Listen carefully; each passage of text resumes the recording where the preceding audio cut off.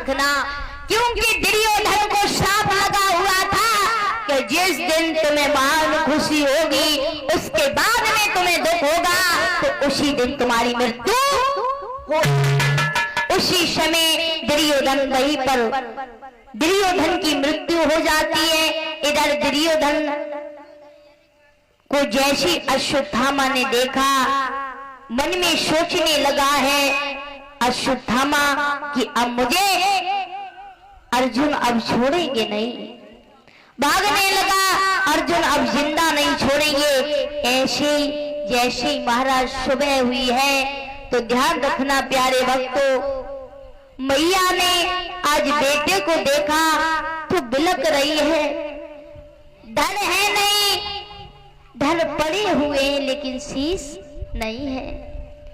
आज मैया रो रही है।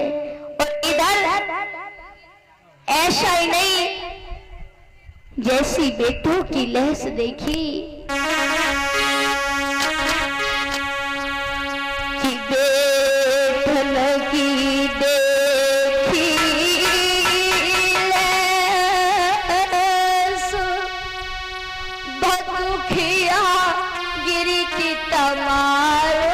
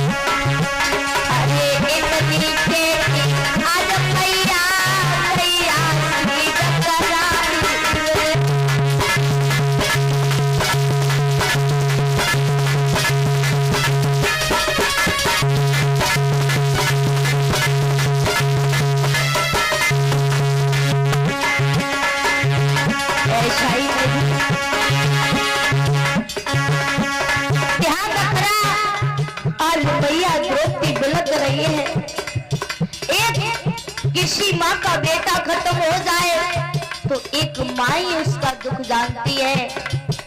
भला तो प्रभु से कामना ऐसा कभी हो नहीं, लेकिन ध्यान रखना जिस मैया का एक पुत्र खत्म हो जाता है उससे जाकर के पूछो क्या दुख होता है बेटे का।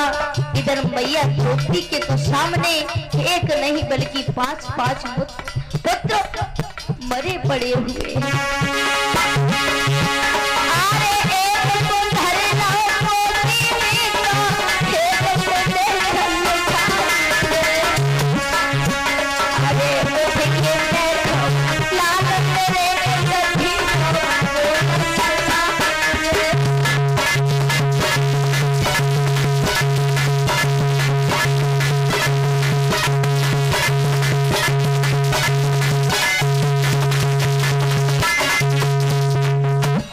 ध्यान रखना, आज मैया रो रही है और कह रही है बेटा अरे चेत गर्भ में रहा और नींद भर सोयो काया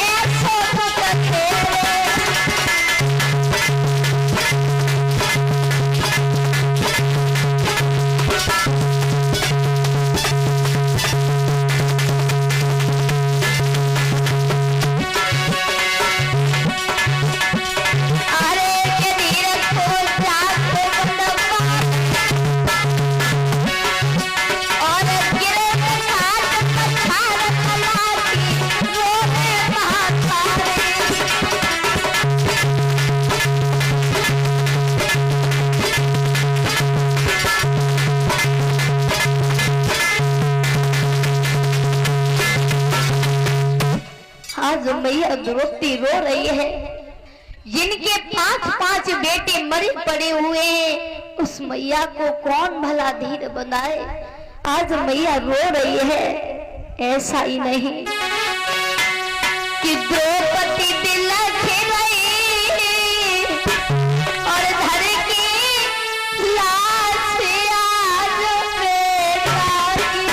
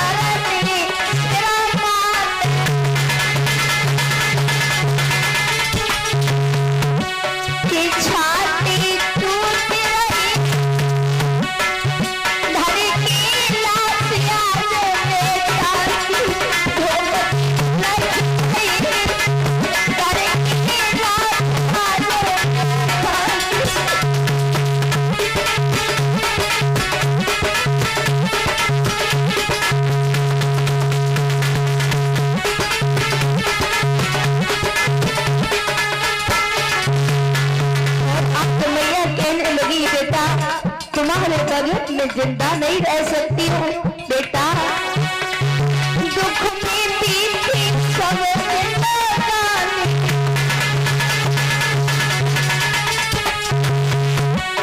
मैंने सारी जिंदगी दुख में बिता दी बेटा। शादी होने के बाद में पतियों के साथ वनवास रही। पूरी जिंदगी महाभारत में बीत गई लाला।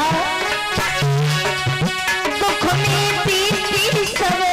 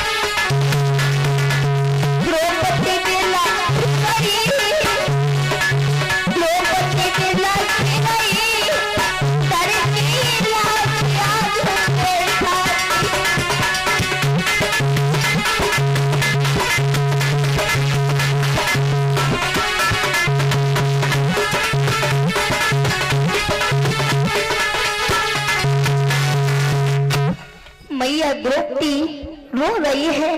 इधर भगवान कन्हैया पांडव को लेकर के आ गए हैं। उस शिविर में जैसे ही आए, पतियों ने अपने पति को देखा, साथ में माधव को देखा, कहने लगी आओ भैया आओ भैया।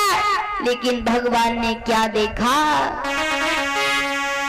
कि देरों में खून बह रहा था और हरी अबला खड़ी रो रही थी।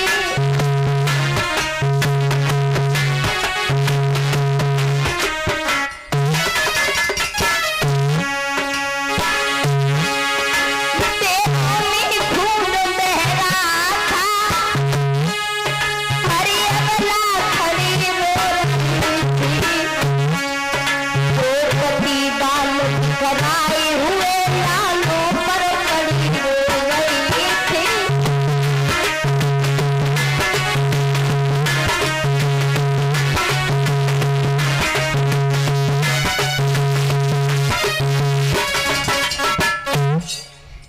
रखना। द्रौपदी बच्चों के गम में रो रही थी। जैसी पतियों के साथ में भगवान को देखा, माधव को देखा, द्रौपदी कहने लगी, आओ भगवान, और कुछ तुम्हारे कसर और क्या बाकी रह गए हैं?